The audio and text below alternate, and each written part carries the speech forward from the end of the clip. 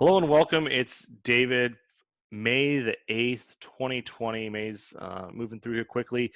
First piece of business Brent and I guess, should chat about is, Brent, it's been 6 years ago since you wrote the first AEI blog post. So happy birthday to AEI. Thanks for everyone who's joined us along the way. We got a special post coming out through the blog, and we're going to share some additional thoughts over the weekend. I'm working on an article, 6 lessons we've learned over 6 years. We'll see if it sticks to 6. It might get a little bit longer by the time Brent comes through and adds his input, but it's been a fun ride. So thanks for everyone who joined along. Yeah, it's kind of crazy.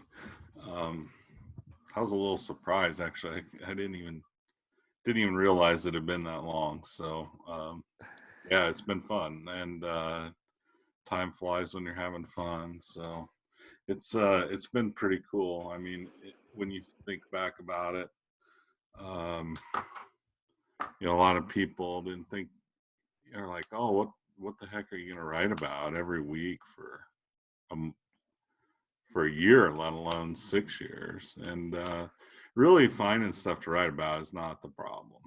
There's always lots of stuff.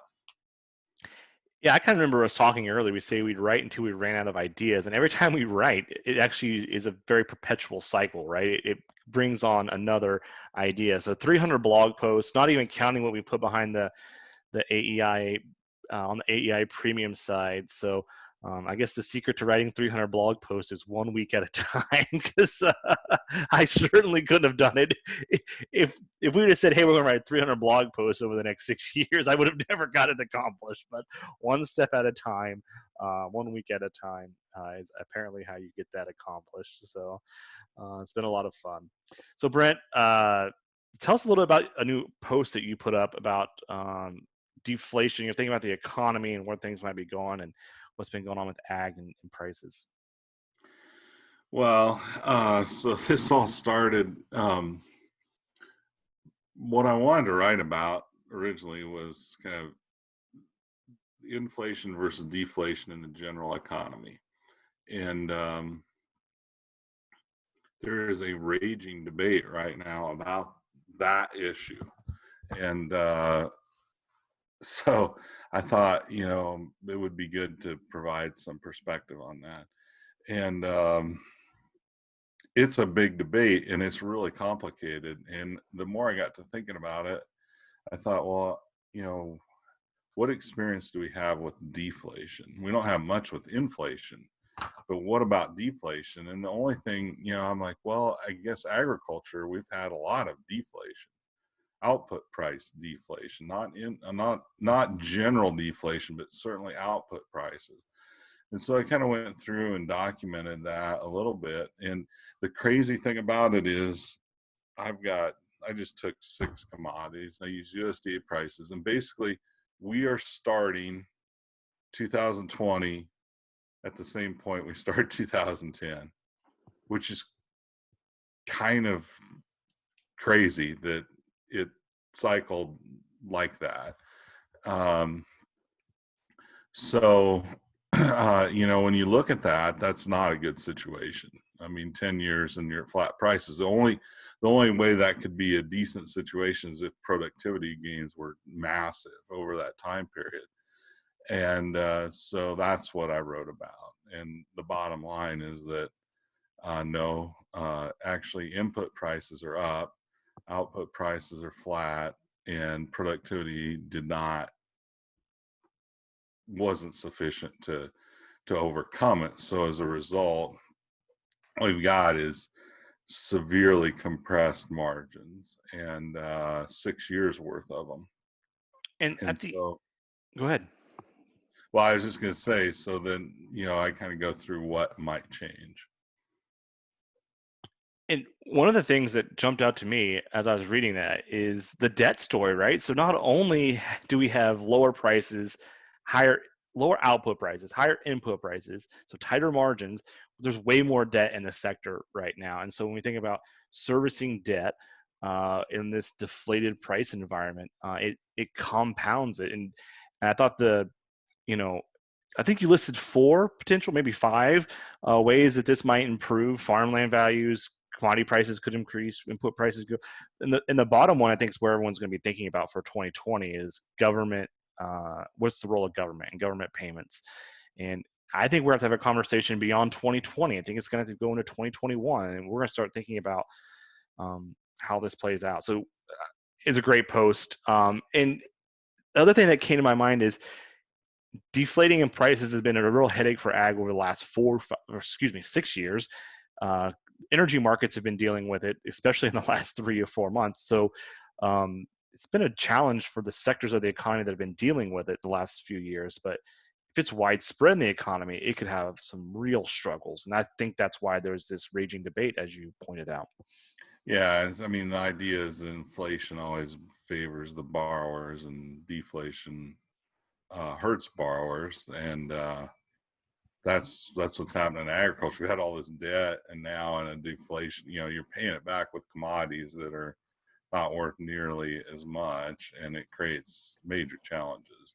At the end of the day, like I said, I went through all these scenarios, but the most likely one is the government is going to have to make big payments this year and probably for a while, until we decide we either want to continue to just pay farmers to produce what they've been producing, pay them a lot of extra to do that, or if we want to change policy structure such that we pay them to do other things that have the side result of reducing supply, such as conservation practices, which idle land, basically.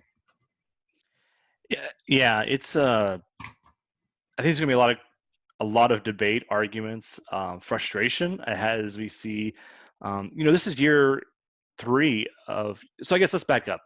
The real slowdown in the farm economy started in 2014. This is the third wave. We had the first oversupply, which ARC and PLC made really big payments by design, right? If you go back and look, Pat Roberts was saying, "Oh, this is going to be a program that helps us smooth into a lower commodity price environment," right? So that was phase 1. Phase 2 was a trade deal, really big MFP payments, ad hoc program. Now wave 3, the CARES Act put some more funding. We don't know what this is going to be called for agriculture, but it's another income support program.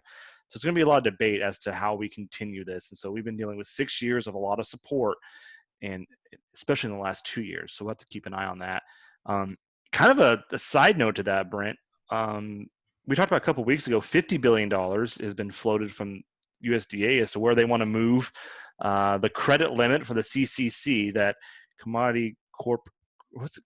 Commodity Commodity Credit Corporation. Commodity Credit Corporation, right? It's definitely one of those acronyms that sounds really scary, and you should be very leery of. So I think what's the borrowing limit now? 30 or 36 billion, in that neighborhood. USDA is floating the idea of taking it to 50.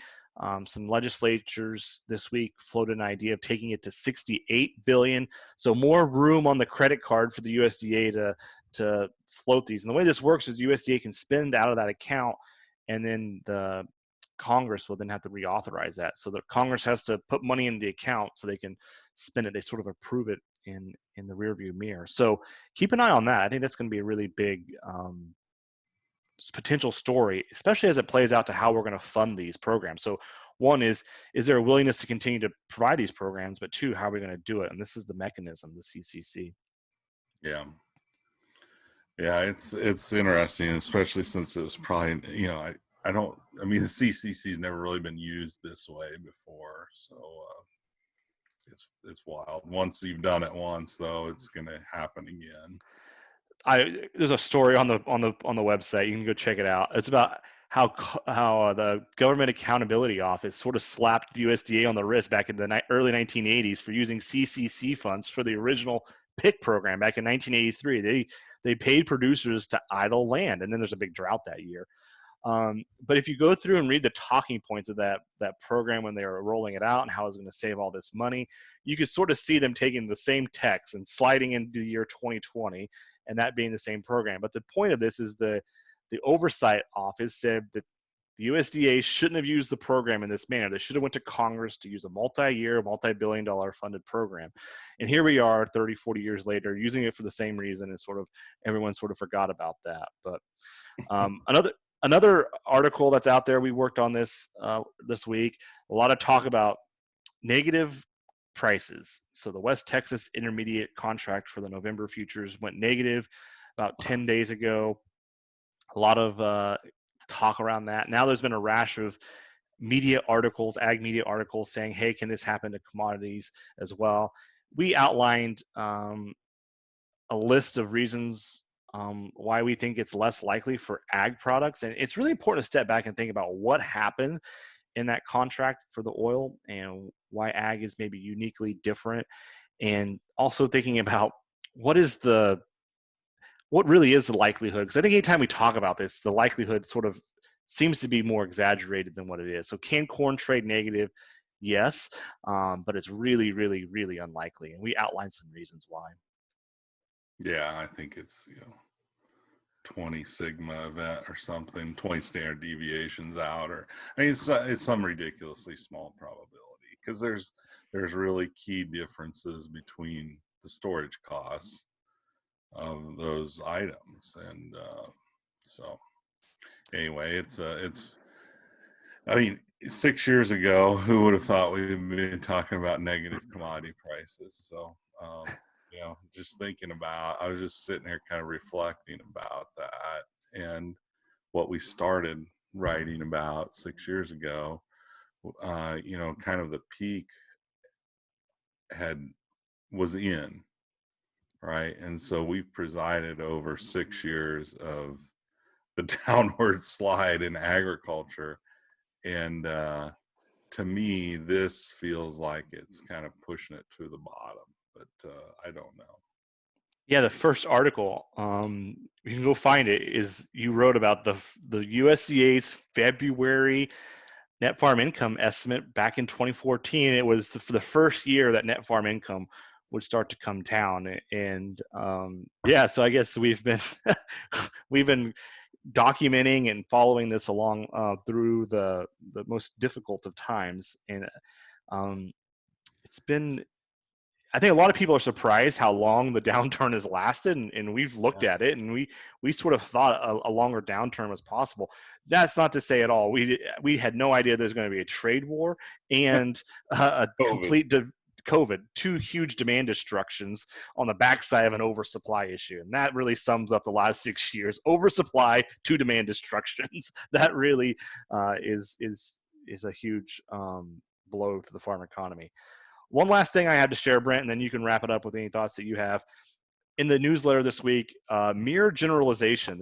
It's a concept that we learned about. So I got a 5-year-old. He's learning to write and read, and it's interesting because all the letters get backwards, the words are backwards, and it's all the same to him, and he's practicing, and that's good. But I found this article, and it really resonated with me. So, quick question: what hand does the Statue of Liberty hold her torch in?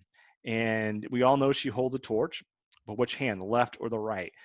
And if you're like most of us, you just instantly draw a blank. You can picture the Statue of Liberty, you know what it is, but you can't get into the details. Well, that's not a glitch, that's a feature. It's called mirror generalization. There's a great video. You can go check that out in the newsletter. Mirror generalization is what makes it's a very high level of intelligence. It means that we can see things and we can remember the big picture, but we don't have to remember the nuances and the details, like maybe a computer algorithm would have to do. So we know it's the Statue of Liberty without having to check in our mental database. Oh, is a torch in the right hand or is a torch in the left hand? It's in the right hand. Actually, that's the way it is. If you go look at the picture, she holds the torch in the right hand, but it's really a stumper, the details. And so I'm really bad at the details. So I really resonated with this. I was like, that's not a problem with what I have. But applying it to the kids, it's when they write the letters and the words backwards, it's because um, as humans, we're really good at patterns. We've all seen those really big blocks of text that seem random, but then all of a sudden you can read because they're letters and words and patterns. So patterns are really important for our thinking. Mirror generalization is one aspect of that. And so take a look at that video. It's been a lot of fun to reflect on that. Yeah, it sounds pretty cool. I know the first time I saw my kids write letters or words backwards, it kind of freaked me out. And the teachers assured us that it was not a problem. So So yeah, the video points out to the kids, actually we're training them to break the mirror generalization, right? We're saying no, you have to conform to these rules so other people can follow along, and so it's kind of a paradoxical situation, to say the least. So Brent, anything else on your mind as we wrap up? No, I mean, I just think, in reflection, you think about that, but um, the idea that we're talking about negative commodity prices, I mean, to me, that gives us some indication that um, things are probably reaching the craziest point of, you know, how bad things could get.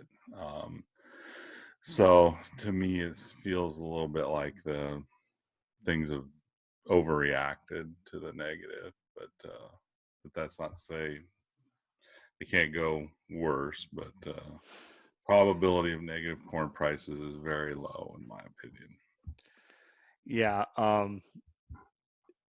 we don't know how long the low can stay in, right? So we don't know how long we can stay in this frustratingly low part of the situation. So there's a Well, market. There's a quote that says the market can remain irrational longer than you can remain solvent. So and the trade war kind of coming back. We're talking about two waves of the virus infection, right? Everybody's worried about, next year the virus getting worse, and apparently the trade war is going to do that. So, you know, and I think that's perfectly rational for the president to, you can see that coming a mile away, and probably the other side is going to be tough on China too. So maybe the second wave of that problem is going to be as bad as the first one.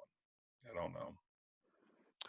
all right. Well, be sure you update your forecast. The fertilizer question closed this week. Check out your score on that. I was wrong bigly on the fertilizer one. I was expecting, timeout. 97 million acres of corn and fertilizer prices haven't gone up. That's sort of a surprise. Check out your forecasts, update them. Check out those ones on gasoline consumption. We'll see you back next week. Thanks.